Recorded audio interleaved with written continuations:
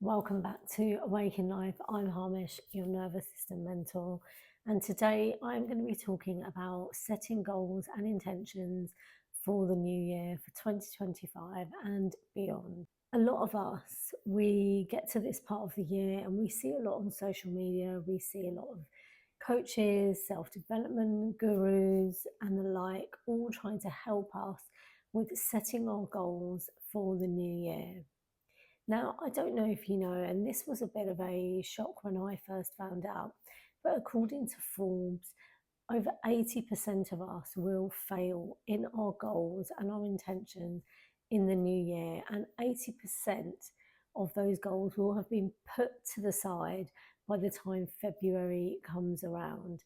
So, when we're looking at setting goals or setting intentions or resolutions for the new year, there are a few things I want to share with you that may be able to help you succeed and not be part of that statistic where you come along and you set your goal or intention, and unfortunately you feel that you can't succeed or you need to put it to the side, and then maybe you will be revisiting it again next year. Maybe you have already been down this road where this is a goal that you're picking because you've tried it before and you just didn't quite achieve what you wanted to achieve the last time around. Or maybe it's something that you've had in mind for a little while now and you're ready to hit the ground running as soon as January the 1st comes around. Whatever your reason for picking this goal, for picking this intention or resolution, I want to give you a few ways just to help you on that path to maybe picking the goal in the first place, or how to really succeed with it when we come round to the new year. The first thing I want to talk about is scary versus safe goals. Now, there are a few people out there who will say that the scarier our goal is, the more likely we are to achieve it, because the fear of not achieving it keeps us motivated. Now, that's something I can't get on board with. I do understand having goals that are outside of our comfort zone because that's how we grow. But if we pick something that is too scary to follow through on, it's actually going to send our nervous system into a bit of a state of survival and thinking, hey, what's going on here?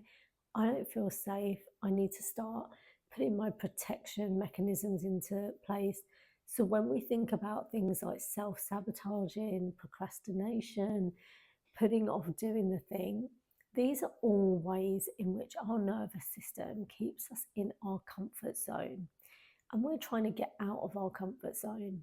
So, what I would really encourage is that rather than having a goal that is so scary that you're never going to achieve it, is just to maybe think of a couple of steps ahead of where you are now, because that's still something that may feel a little bit scary to your nervous system, but it's not going to be so much that it's going to send you into survival mode.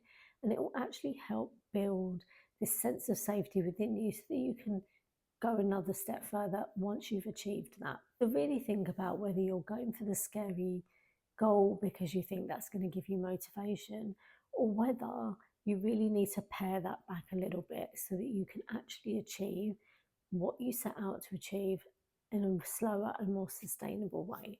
The next thing I really wanted to talk about is whether the goal is really something you want. We have friends, we have family who, with all the good intentions and goodwill in the world, may have been hinting at something that you could try as a goal or an intention for the new year. So before you actually pick something that you're going to start pouring energy into and working on, make sure that it's something that you actually want. If it's something that you really want, you're more likely to stick at it. Whereas if it's something that someone else has suggested to you, there's also the possibility that when things don't go according to plan, you may start finding yourself blaming or resenting the other person for having given you the suggestion in the first place. So, again, I encourage you to really think about your goal, and think about whether it's something you want to do.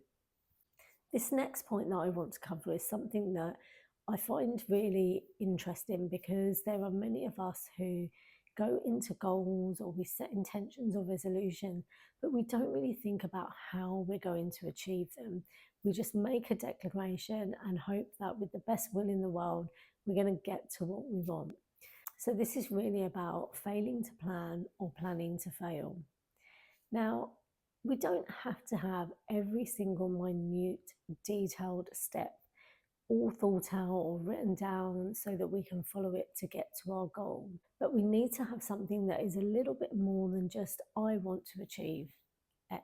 I'm going to take fitness goals because it seems to be a big goal for a lot of people when the new year comes around. A lot of people tend to want to either lose weight, get fitter, or get healthier when the new year rolls around. But that is a bit of a vague goal. Just saying that you want to be fitter or healthier isn't going to get you to that goal.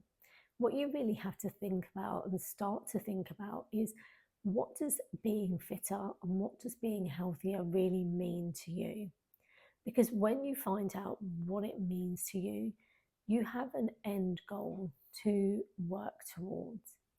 And when you have that real end goal, so it could be that you want to learn or you want to be able to run a 5K within a certain amount of time. It could be 3 months, it could be 6 months. When you have that goal and you have a target date set, you can then start to work back and give yourself those smaller, more easily accomplished steps rather than always thinking about that big goal. Because that's where some of us get stuck. We constantly look at the end result rather than thinking about, okay, that is the end result, but what do I need to do to get myself to that end result? What do I need to do in the next month? What do I need to do in the next week? What can I do in the next few days?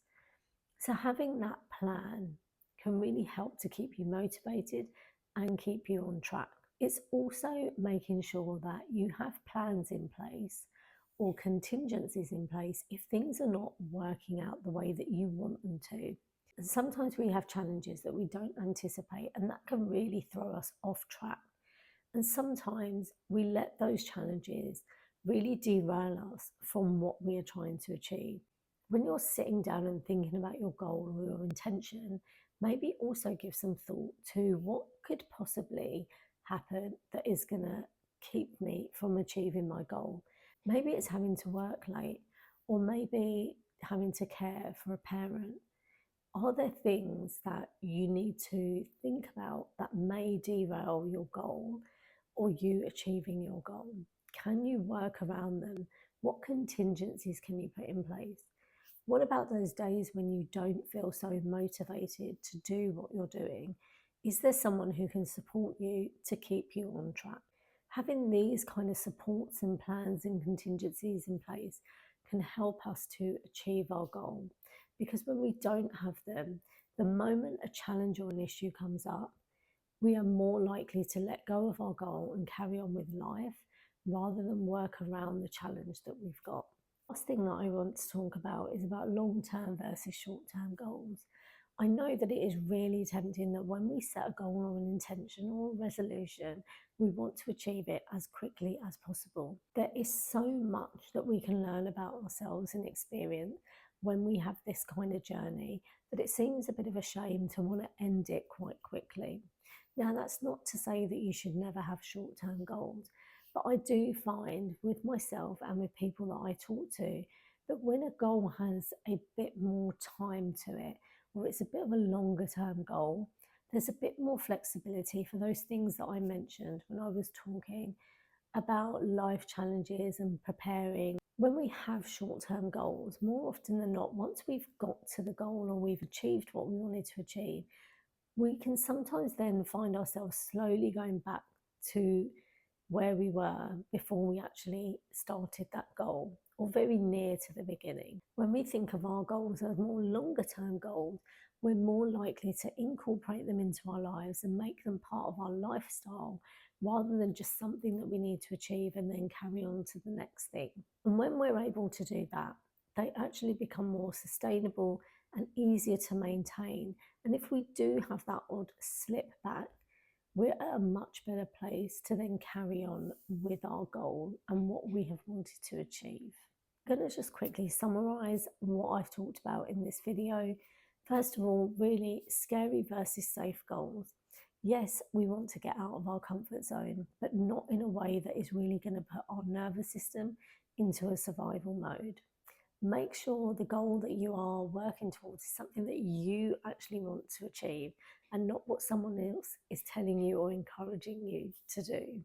Make sure that you have a plan to achieve the goal or intention or resolution that you are trying to set for yourself.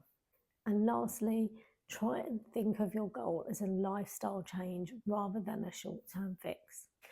If you are setting goals for 2025 or you have resolutions or intentions that you want to put in place, I hope that this video has helped.